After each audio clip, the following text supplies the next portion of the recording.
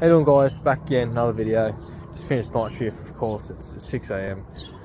I just passed out in the ute on the way here, but fuck it, we're here now. The modifications to me excellent ute. Bought a Canopy for it. Genuine one.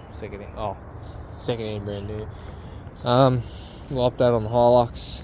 I bought some 33s on it, which don't fit at the moment, but overall, the two utes here at the moment looking quite nice, not gonna lie. Mine definitely does not look as tough as the Hilux, but a bit of tyres and a little bit of lift might look just as fine, but mine anyway. But put the Canopy on it, I can look mid. That's what we're going to plan on today. The race cars, still waiting for parts, but it's fucking doing my head in from the States.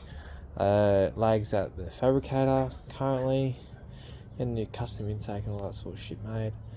But yeah, quite tired. My brain's probably not working, but that's a little update we're doing at the moment. I'm going to try to fit that to that today and the next. If you don't believe me, it is fucking 6 AM in the morning. On the dot, 6 AM. And that's what we're doing today. Cool.